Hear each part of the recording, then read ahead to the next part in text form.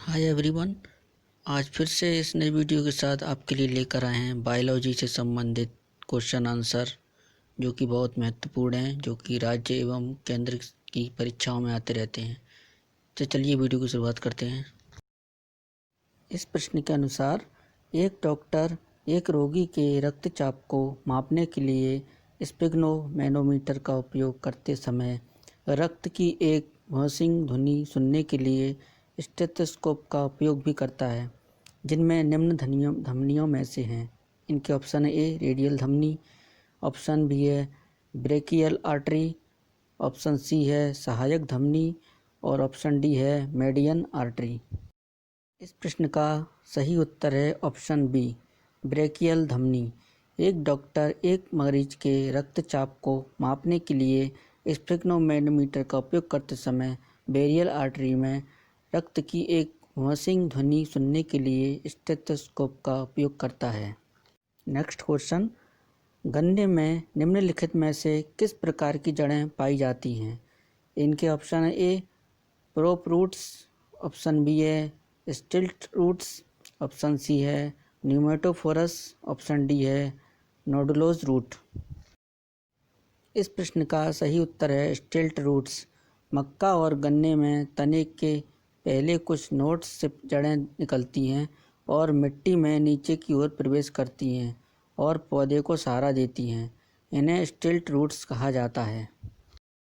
Next question है, निम्नलिखित पौधों में से किसे हरी खाद के रूप में प्रयोग किया जाता है?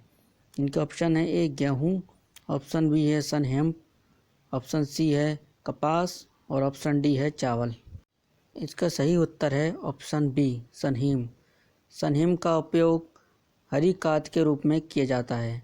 एक हरी खाद के रूप में सनहेम को बुवाई के 2 महीने बाद जुताई करने की आवश्यकता होती है, जब पौधे फूलने लगते हैं, क्योंकि यह अधिक तेज़ी से विघटित हो जाता है और इस स्तर पर इसका सकारात्मक एन संतुलन होगा। नेक्स्ट क्वेश्चन है, नेफ्रॉन निम्नलिखित अंगों में से किसकी मूल संरचनात्मक और कार्यात्मक इकाई है? इनके ऑप्शन है ए तंत्रिका तंत्र, option B liver, option C अग्नाशय और ऑप्शन डी गुर्दे। इस प्रश्न का सही उत्तर है ऑप्शन डी किडनी। किडनी की कार्यात्मक इकाई एक नेफ्रॉन है।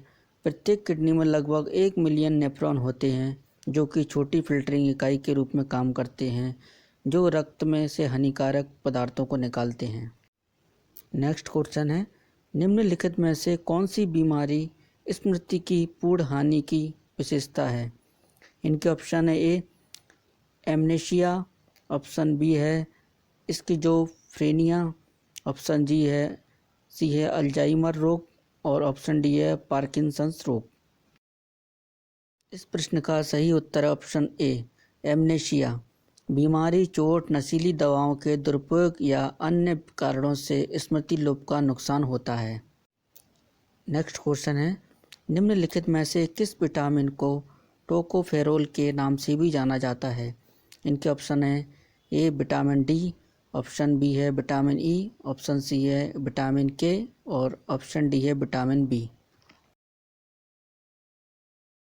इस प्रश्न का सही उत्तर है ऑप्शन बी विटामिन ई।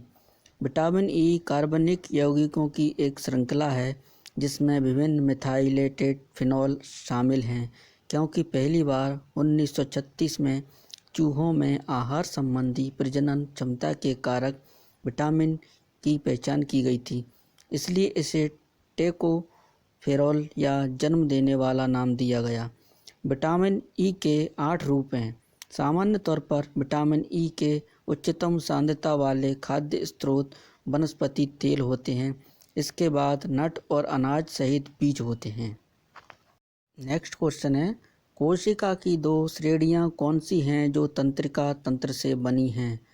इनके ऑप्शन ए सैटेलाइट सेल और बॉयड टेकर सेल, ऑप्शन बी न्यूरॉन्स और glial cell, option C gastric chief cell, parietal cell, option D है टेंडन सेल और macula densa cell.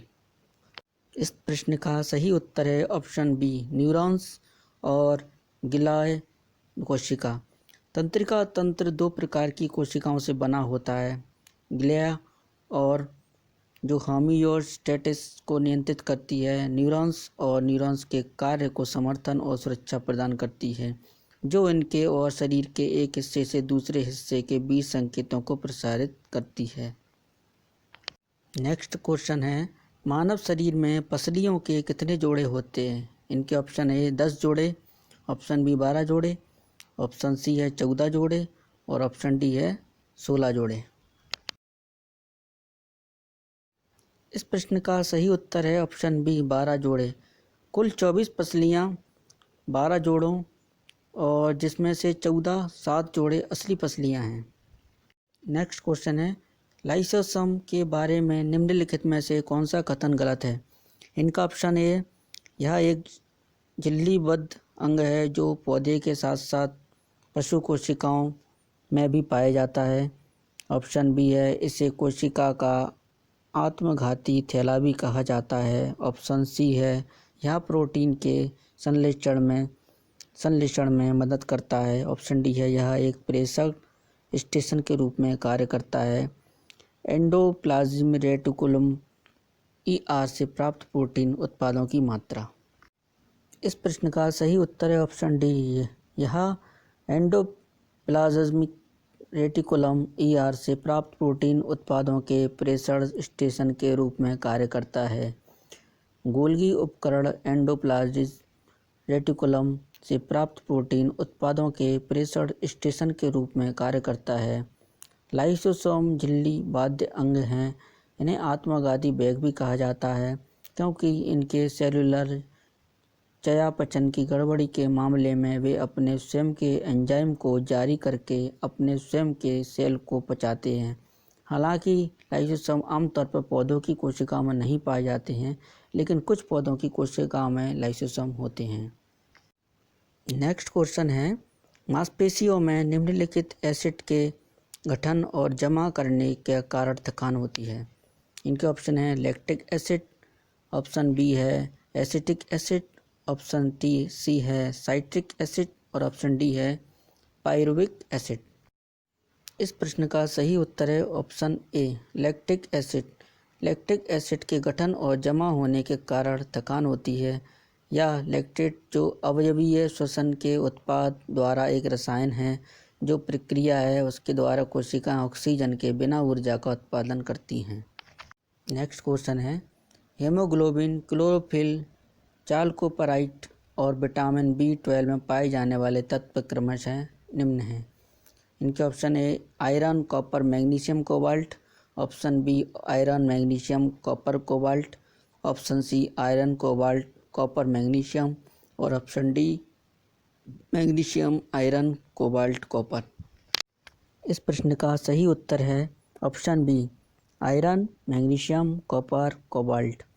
Haemoglobin, chlorophyll, chalcopyrite और विटामिन B12 में पाए जाने वाले तत्व क्रमशः इस प्रकार हैं, आयरन, मैग्नीशियम, कॉपर और कोबाल्ट। नेक्स्ट क्वेश्चन है, निम्नलिखित में से कौन सा कशेरुक गर्दन में पाया जाता है? इनके ऑप्शन है ए, ग्रीवा, ऑप्शन बी है थोरेसिक, ऑप्शन सी है काठ, ऑप्शन डी है इनमें से कोई नहीं। इस प्रश्न का सही उत्तर है ऑप्शन ए, ग्रीवा। ग्रीवा कशेरुक गर्दन में पाए जाते हैं। रीढ़ की ग्रीवा कशेरुक 7 बोनी के छल्ले से मिलकर बनी होती है जो खोपड़ी के आधार और ट्रंक में वक्षीय कशेरुक के बीच गर्दन में निवास करती है। नेक्स्ट क्वेश्चन है, निम्नलिखित में से किस क्षेत्र में मक्का का उपयोग प्रधान भोजन के रूप में किया जाता है? इनका ऑप्शन है ए, पश्चिमी यूरोप, ऑप्शन बी है रूस, ऑप्शन सी है मध्य अफ्रीका, ऑप्शन डी है दक्षिण पूर्व एशिया। इस प्रश्न का सही उत्तर है ऑप्शन सी, मध्य अफ्रीका। मक्का या मक्का एक अनाज की फसल है जो व्यापक रूप से कृषि पर्यावरणीय वातावरण में दुनिया भर में उगाई जाती है। अनाज विटामिन ए, सी और ई, कार्बोहाइड्रेट और आवश्यक खनिजों में समृद्ध है। और 9% प्रोटीन होते हैं। वे आहार, फाइबर और कैलोरी में भी समृद्ध हैं, जो ऊर्जा का एक अच्छा स्रोत है। स्टेपल फूड एक ऐसे भोजन का नाम है जिसे आसानी से स्टोर किया जा सकता है और पूरे साल खाया जा सकता है। यह मध्य अफ्रीका के 1.2 बिलियन से अधिक लोगों के लिए एक महत्वपूर्ण स्टेपल फूड है।